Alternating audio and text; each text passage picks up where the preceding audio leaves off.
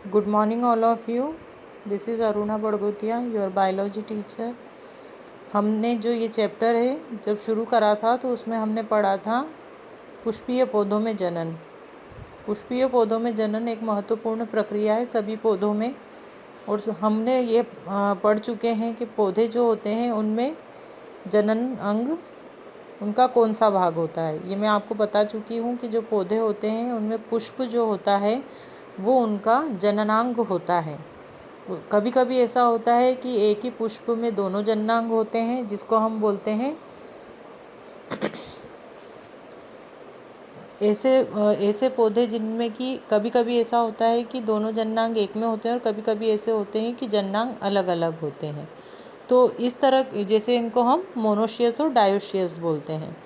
तो अगर हमें इनको पढ़ना है तो हमें इनकी पहले तो अलग अलग संरचनाएं देखनी पड़ेगी, क्योंकि इसके बाद हम ये पढ़ेंगे कि बीज का निर्माण कैसे होता है या फल का निर्माण कैसे होता है। तो सबसे पहले जब तक हम इनकी संरचना नहीं पढ़ेंगे तब तक हम इसको जान नहीं सकते हैं। तो सबसे पहले हम पढ़ेंगे पुंकेसर, लघु बीजाणुधानी या परागकण क्या होता है। तो मैंने आपको बता दिया था कि जो पुष्प होता है, पुष्प में जो नर जननांग होता है वो परागकण होता है, और जो मादा जननांग होता है वो अंडाशय होता है। आज हम जो पढ़ रहे हैं वो नर जननांग पढ़ रहे हैं। नर जननांग के 3 भाग होते हैं, जिसको हम बोलते हैं पुंकेसर, लघु बीजाणुधानी और परागकण। ये जो होते हैं परागकण या पुंकेसर और लघु बीजाणुधानी, इसकी संरचना मैं ऑलरेडी आपको बता चुकी थी, फिर भी मैं आपको एक बार दिखा देती हूँ। इसमें जो हम पढ़ रहे हैं ये वाला भाग, इसके ऊपर वाला भाग, ये जो भाग होता है इसको हम बोलते हैं एक तरह से एंथर या पुंकेसर बोलते हैं, है ना। तो इस भाग की संरचना हमको पढ़नी है। ये आसपास जो लगे हुए हैं ये।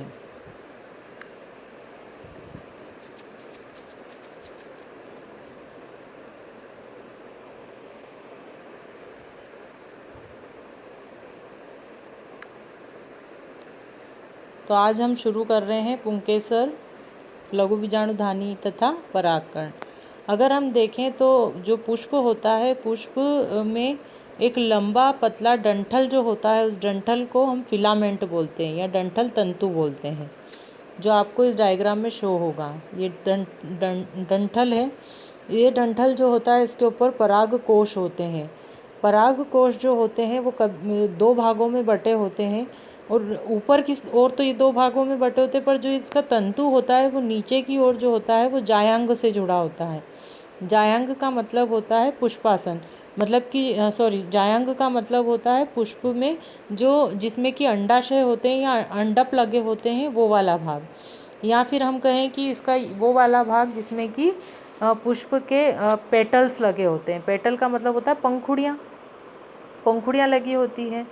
अगर हम देखें तो कुछ पौधे जो होते हैं उनमें पुंकेसर की संख्या उन पुष्पों की प्रजाति के आधार पर होती है। मतलब सभी पौधों में पुंकेसर जो होते हैं वो अलग अलग होते हैं। किसी में बहुत ज़्यादा होते हैं, अगर देखें तो हम असंख्य होते हैं जिनको हम गिन नहीं सकते हैं। कुछ ऐसे होते हैं कि जिनको हम गिन सकते हैं, 2, 4, 8, इस तरह से उनकी संख्या हो सकती है।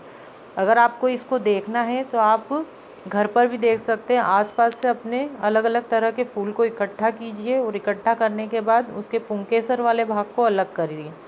जब आप उन सबको एक साथ एक जगह रखोगे और उनको देखोगे कि इनमें कितनी भिन्नता है। क्यों भिन्नता है? क्योंकि सभी पौधे जो होते हैं या सभी जो पौधे होते हैं वो एक दूसरे से भिन्न होते हैं, उनकी प्रजातियां भी अलग अलग होती है। तो उनमें जो पुंकेसर होंगे उन पुंकेसरों की संरचना भी अलग अलग होगी और संख्या भी अलग अलग होगी। अब हम जब इसको कट करके देखते हैं, ऊपर आप देख रहे होंगे पराग कोश लगा हुआ है, इसको हम बोलते हैं पराग कोश। मैं एक बार हाईलाइट कर देती हूँ इसको। ये वाला जो भाग होता है इसको हम पराग कोश कहते हैं। ये जो पराग कोश होता है, ये जो पराग कोश होता है, इस पराग कोश को जब हम काटते हैं तो ये एक्चुअली देखा जाए तो बाहर से तो ये 2 भागों में बटा होता है, पर अंदर से ये 4 कोष्ठी होता है, मतलब 4 भागों में बटा होता है। जब हम इसकी कटिंग करते हैं तो ये अनुप्रस्थ कटिंग करते हैं तो इसमें विशेष प्रकार के उत्तक होते हैं। ये उत्तक जो होते हैं, इसके अंदर का भाग अगर हम देखें तो ये चतुष्कोणीय होता है, मतलब 4 भागों में बटा होता है, जो कि इस डायग्राम में आपको शो होगा। ये वाले डायग्राम में आप देख रहे होंगे कि 4 भाग हैं। इसमें पहले 2 थे, फिर अंदर जब हम इसकी कटिंग करते हैं तो हमको 4 भाग दिखते हैं। इनको हम बोलते हैं परागकोश।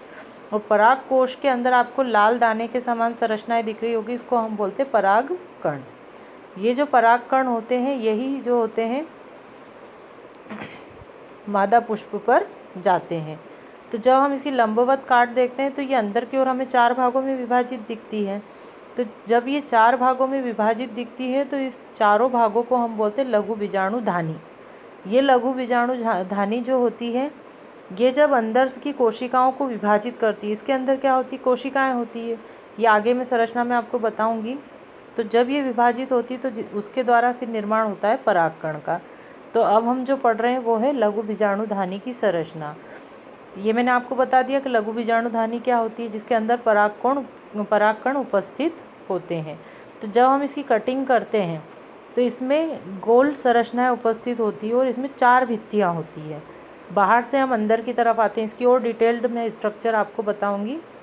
बाहर की ओर एपिडर्मिस होती है जिसको बाह्य त्वचा बोलते हैं, फिर होती है अंतस्थीसियम या एंडोथेशियम, फिर होती है मध्य परत और लास्ट होती है अंदर, सबसे अंदर की जो परत होती है उसको टेपिटम बोलते हैं। टेपिटम जो होती है ये सबसे अंदर की परत होती है और इसी के द्वारा ही, इसी के विभाजन के द्वारा ही या इसी की कोशिकाओं के विभाजन से ही परागकण बनते हैं।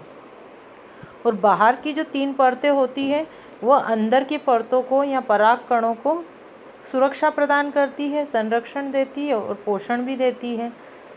तो कभी कभी ऐसा होता है या फिर ऐसा कह सकते हैं कि ये जो बाहर जो आसपास की जो कवर है या आसपास की जो सतह है, इन्हीं के ही फूटने के बाद ही परागकण बाहर आते हैं।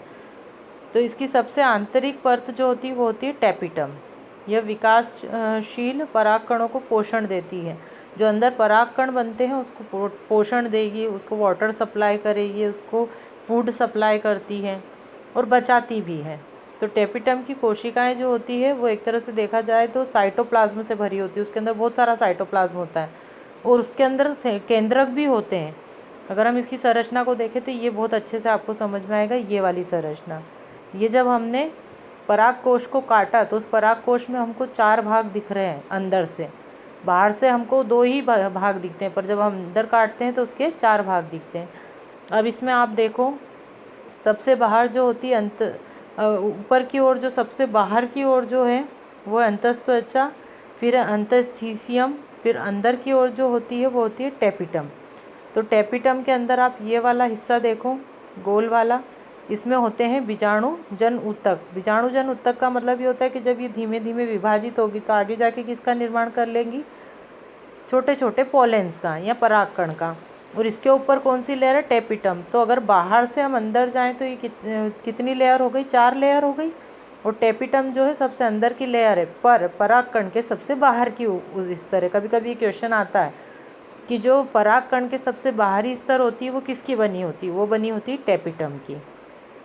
फिर हम ये वाली संरचना देखते हैं, ये सबसे अंदर की संरचना देख रहे हैं हम, टेपिटम वाली।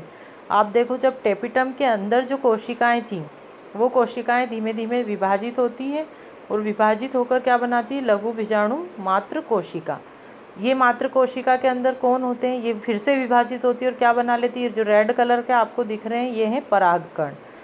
परागकण जो होते हैं जब पूरी तरीके से बन जाते हैं और इनके आसपास जो होता है सूख जाती है, जब कोशिकाएं सूख जाती है, जैसे आपने कभी देखा होगा कि राई जब हम उगाते हैं तो राई की फली अगर सूख जाती है तो जो राई के अंदर के बीज है वो सूखे निकलते हैं। तो ये भी वैसे ही होते हैं। तो जब ये मैच्योर हो जाते हैं, जब इनको प्रजनन करना होता है या निषेचन करना होता है तो उस समय ये परागकण क्या होते हैं, सूख जाते हैं और ये अंतस्थीशियम को, अंतःत्वचा और मध्य परत को तोड़कर बाहर आ जाते हैं। ये वाला मैं भाग बताती हूँ आपको, ये वाला। इसमें आप देखो, ये वही जो मात्र कोशिका है उसी की अनुप्रस्थ काट है। इस अनुप्रस्थ काट के अंदर आप देखो, जब ये परागकण पूरी तरीके से सूख गए तो ये क्या होते हैं, बाहरी मात्र कोशिका को तोड़कर और बाहर आ जाते हैं। तो इनके बनने तक की जो क्रिया होती है उसको हम बोलते हैं माइक्रोस्पोरोजेनेसिस। उसी प्रोसेस को हम बोलते हैं लघु बीजाणु धानी की संरचना या लघु बीजाणु जनन। इसको ही बोला जाता है लघु बीजाणु जनन। जो मैंने आपको समझाया है कि जो केंद्रक मुक्त होते हैं तो टेपिटम जो होती है, अगर टेपिटम के अंदर की जो कोशिकाएं होती है वो विभाजित होने लगती है ना, और विभाजित होकर क्या बना लेती है, परागकण बना लेती है। ये परागकण कहाँ होते हैं, परागकोश के अंदर होते हैं। तो इसके विभाजन की जो लघु बीजाणु या फिर परागकण बनने की प्रक्रिया को ही लघु बीजाणु जनन कहते हैं। और ये 4 अलग अलग कोष्ठों में होते हैं। कहाँ लगे होते हैं, लघु बीजाणु धानी के अंदर लगे होते हैं। कौन सा विभाजन होता है, अर्धसूत्री विभाजन होता है। ये इस तरह से इनमें विभाजन होता है। तो यहाँ तक ये कंप्लीट हो गया आपका। फिर इसके बाद जो मैं आपको पढ़ाऊँगी वो पढ़ाऊँगी मैं आपको परागकण की संरचना। ये मोस्ट इम्पॉर्टेंट है, परागकण की संरचना। तो ये मैं आपको नेक्स्ट वीडियो में सेंड करूँगी। आपको मैंने यहाँ तक अच्छे से पढ़ा दिया। एक बार फिर से मैं बता देती हूँ लघु बीजाणु जनन क्या होता है। ये पूछ लेते हैं कभी कभी 2 नंबर में कि लघु बीजाणु जनन क्या होता है। तो लघु बीजाणु जनन का मतलब ये होता है कि लघु बीजाणु धानी के अंदर परागकण का निर्माण होना या परागकण का निर्माण अर्धसूत्री विभाजन के द्वारा होना, उसी को हम बोलते हैं लघु बीजाणु जनन। लघु बीजाणु मतलब कि लघु मतलब छोटे, बीजाणु तो आपको पता ही है क्या होते हैं, और जनन मतलब उनका निर्माण। तो लघु बीजाणु धानी के अंदर जब लघु बीजाणु या परागकण का निर्माण अर्धसूत्री विभाजन के फलस्वरूप होता है तो उसी को हम बोलते हैं लघु बीजाणु जनन। अब वो लघु बीजाणु जो है उसकी संरचना, मतलब कि लघु बीजाणु क्या हो गया, परागकण हो गया, तो उसकी संरचना हम नेक्स्ट वीडियो में मैं आपको सेंड करूँगी। Thank you.